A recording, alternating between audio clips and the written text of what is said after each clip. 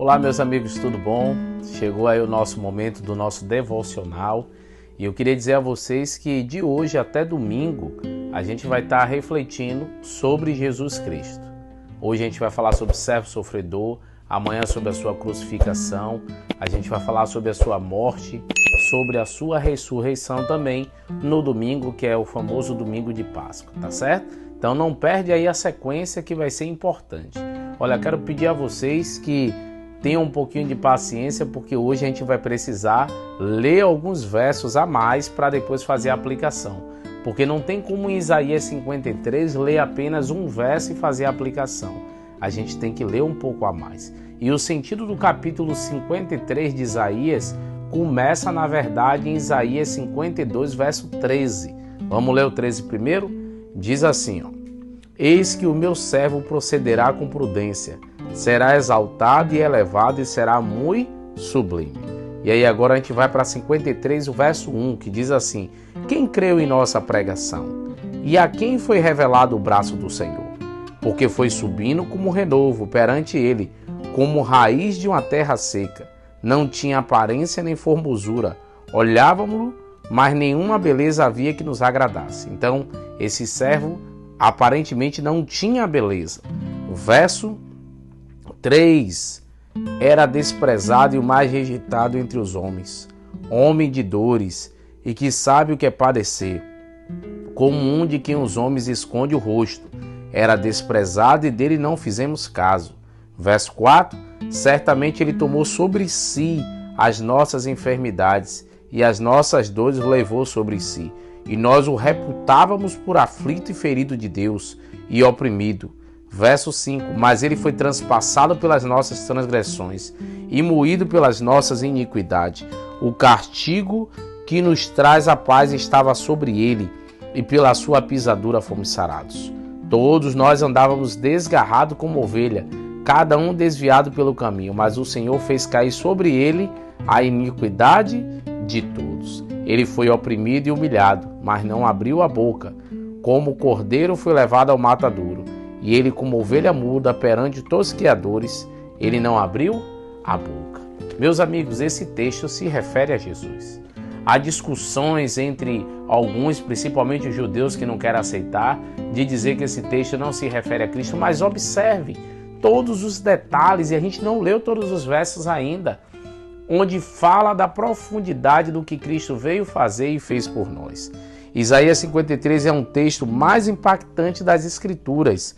Nele encontramos alento para a alma e também é um dos principais textos messiânicos. Um autor chamado Bacon, ele diz que esta é a mais importante entre as profecias messiânicas do Antigo Testamento. E a gente não pode abrir mão desse pensamento porque é uma verdade. É interessante também que diante da beleza dos versos soa-nos como um belo cântico, o cântico do servo, que explicita de maneira inquestionável a obra expiatória de Cristo no Calvário. Lendo essas palavras antigas, podemos apenas inclinar as nossas cabeças e adorar, porque o texto fala sobre o sacrifício maravilhoso de Cristo por nós. Observe que os passos da intenção de Cristo, do que ele veio fazer, ele veio como um servo, ele se entregou para ser humilhado por mim e por você.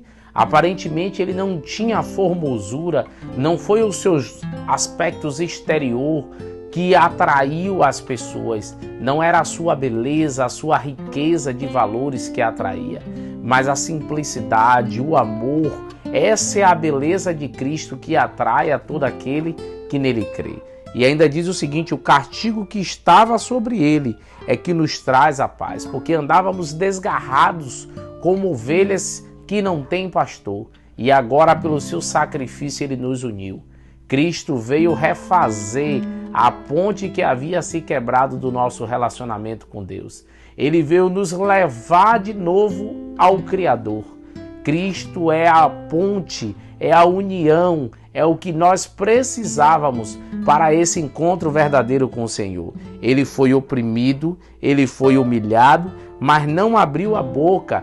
E aí lá em João encontramos que ele é o Cordeiro de Deus. E aqui fala que ele veio como cordeiro mudo para ser sacrificado por nós. As pessoas naquela época faziam sacrifícios de animais, mas quando Cristo morreu, deu fim a esse sacrifício, porque ele fez o sacrifício perfeito por nós. O interessante é que o texto, verso 8, diz assim, por isso, o opressor foi arrebatado, e de sua linhagem quem dela cogitou, porquanto foi cortado da terra dos viventes, por causa da transgressão do meu povo, foi ele ferido. Designaram-lhe a sepultura como os perversos, mas o rico esteve na sua morte, posto que nunca fez injustiça, nem dolo algum se achou em sua boca. Você sabe que foi um homem rico que ofereceu, José de Arimateia, o lugar para sepultar Jesus. E você vê que bate certinho com a descrição que fala aí em relação ao texto bíblico. Ainda diz que ele foi colocado junto com os transgressores. Sim, Jesus foi crucificado no meio de ladrões. Jesus, que era inocente, foi colocado entre culpados, mas foi assim que ele andou e viveu.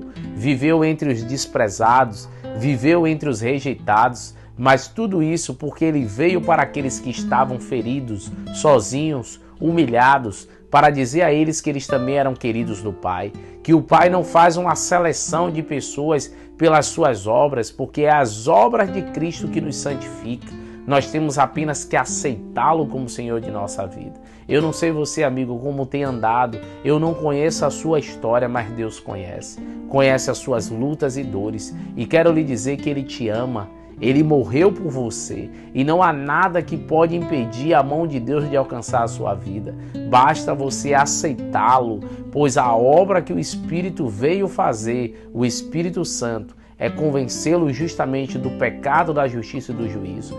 É com o Espírito Santo que a vida se muda e Ele quer participar da nossa vida e nos levar para Cristo. Aceite-o como Senhor e Salvador da sua vida. E toda vez que a gente reconhece a Cristo como Salvador, nós estamos dizendo que o seu sacrifício foi válido para a nossa vida. A morte de Cristo não foi em vão. A morte de Cristo foi um resgate perfeito para a minha vida e para a sua vida. Por isso que nessa semana a gente vai refletir sobre Ele, mas o mais importante é tê-lo como Salvador e aceitá-lo como Senhor de nossa vida. Clame a Deus nesse dia e diga a Ele: Senhor, eu o aceito como meu Salvador. Escreva aí no comentário: eu o aceito como meu Salvador. Vamos orar em gratidão a Deus pelo que Ele fez, faz e fará por nós, porque eu creio que um dia Ele voltará para nos buscar. Oremos então. Querido Deus, ó Pai, obrigado por tamanho sacrifício. Obrigado porque Cristo se colocou como servo e veio servir a humanidade morrendo por ela. Veio agora se colocar em nosso lugar para que o castigo que a lei necessitava, que era a morte, fosse pago por Ele. E agora nós tivéssemos a oportunidade, a vida eterna por meio dos méritos de Cristo Jesus.